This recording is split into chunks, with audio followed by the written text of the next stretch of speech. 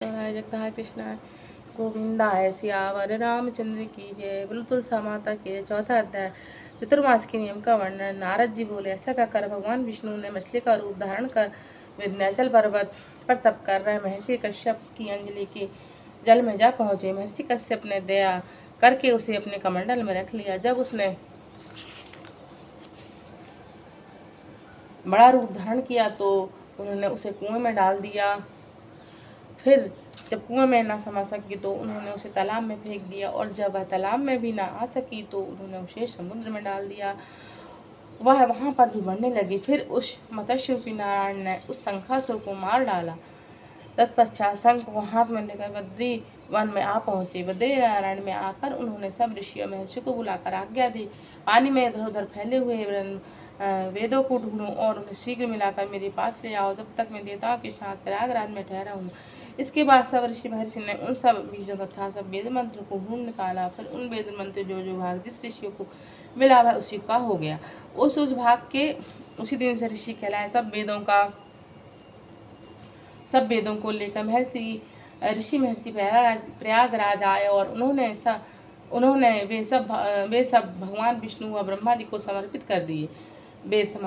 ब्रह्मा जी वेदों को पाकर बड़े प्रसन्न हुए। उन्होंने देवताओं और ऋषियों के साथ अश्वमेध यज्ञ किया। यज्ञ के अंत में देवता गंधर्व यक्ष नाग भगवान विष्णु को दंडवत करके प्रार्थना करने लगे।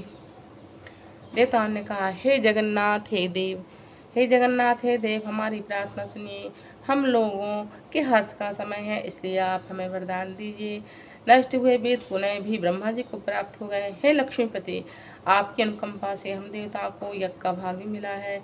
यह स्थान आपके प्रसाद से आज पृथ्वी भर में सर्व प्रधान पुण्यों को बढ़ाने वाला, मुक्ति तथा भक्ति को प्रदान करने वाला हो, ब्रह्म हत्या आदि पापों को नाश करने वाला, परम पवित्र अक्षय फल देने वाला हो। यह वरदान हमें दीजिए। भगवान विष्णु ने कहा, जो कुछ आप लोगों ने कहा है यह मेरा ध्येय है। जैसा आप लोगों ने कहा है, यह स्थान आज से ब्रह्म क्षेत्र के नाम से पुकारा जाएगा। इस स्थान में पर गंगा जी व सूर्यपुत्र यमुना जी का संगम होगा। मैं श्री ब्रह्मा जी सहित यहाँ निवास करूंगा।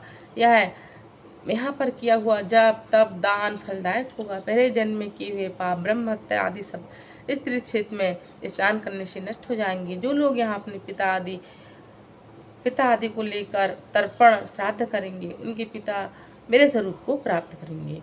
वह तीनों प्रकार की मुक्ति को प्राप्त करेंगे। मकर संक्रांति पर माघ मास में प्रातः काल यहाँ आकर स्नान करने वालों के दर्शन मात्र से ही सब पाप मिट जाते हैं। ठीक उसी तरह जिस तरह सूर्य के तेज से अंधकार का नाश होता है। हे मुनीश्वर, मेरे वचन ध्यान से सुनिए। मैं सर्वत्र व्याप्त रहते हुआ भी हमेशा बद्री नारायण में निवास करता हूँ। सैकड़ों वर्ष तक किसी दूसरे स्थान पर तप करने का जो फल मिलता है, वही फल यहाँ एक दिन से मिल जाएगा।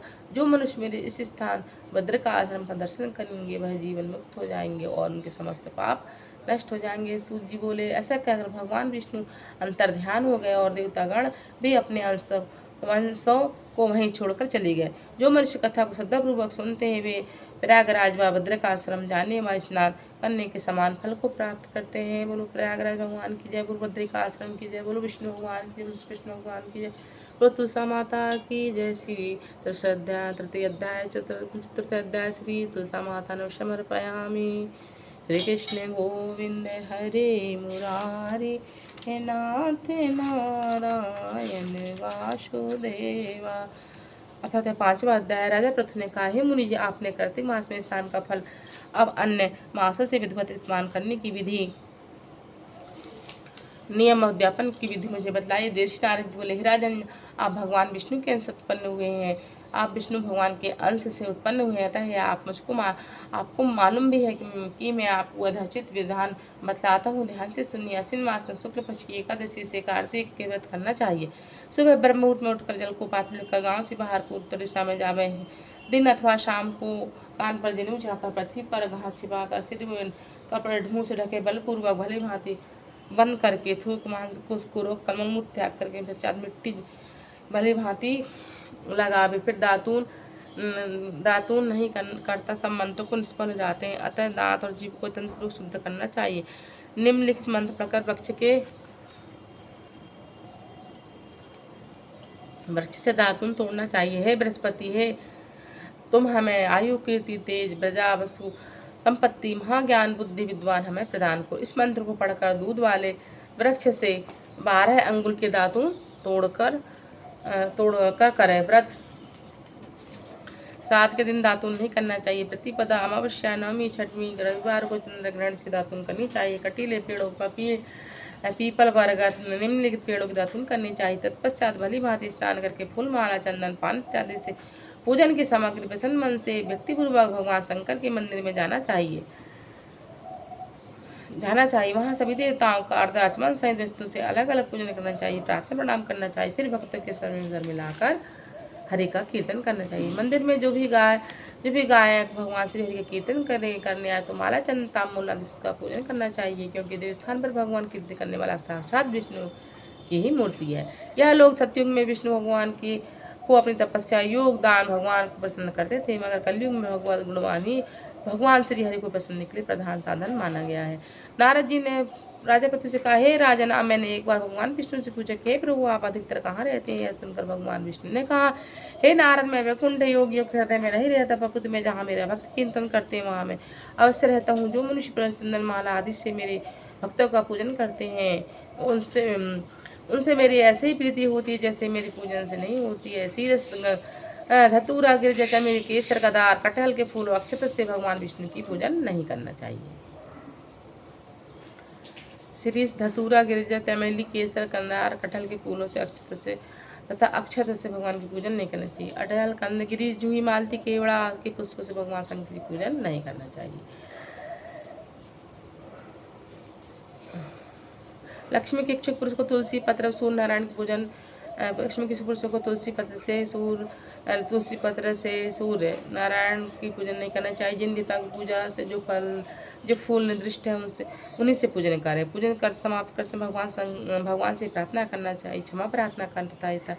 कहे सुरेश्वर, हे देवी, मेरे पास न मंत्र है, न क्रिया है, न भक्ति में जो कुछ भी पूजा मैंने आपकी की है उसे आप पूरा करें। ऐसी प्रार्थना करने के बाद दंडवत प्रणाम कर उनसे क्षमा प्रार्थना कर भगवत कीर्तन करना चाहिए, श्री हरि की कथा सुननी चाहिए और प्रसाद ग्रहण करना चाहिए। इस तरह बनाई हुई विधि के अनुसार जो मनुष्य कार्तिक मास का व्रत का अनुष्ठान करते हैं वह संसार के सभी सुखों भुक्ति अंत में मुक्ति को पाते हैं। बोलो श्री कृष्ण भगवान के अध्याय 5वां अध्याय संपूर्णम। तुलसा महारानी नमो नमो, हरि की पटरानी नमो नमो, तुलसा महारानी नमो, हरि की पटरानी नमो नमो, तुलसा महारानी नमो। श्री कृष्ण गोविंद हरे मुरारी, नाथ नारायण वासुदेवा। श्री तुलसी नामाष्टकम। वृंदावनी विश्व पूजिता विश्व पावनी, पुष्पशारा पुष्पनंदिनी च तुलसी कृष्ण जीवनी। तन्नामाष्टकम श्रोतम नामासंतम पठेत संपूज्य स अस्मेज्ञत फल लभे। जो तुलसी के 8 नामों को प्रमुखों को पढ़ता है उसे अस्मेघ का फल प्राप्त करता है। तुलसी माता के नाम इस प्रकार है। वृंदावनी विश्व पूजिता विश्व पावनी, पुष्पशारा नंदिनी, तुलसी कृष्ण जीवनी। यह सार्थक नामावली स्रोत के रूप में है। बोलो तुलसा माता की जय। तुलसा महारानी नमो नमः, हरि की पटरानी नमो नमः,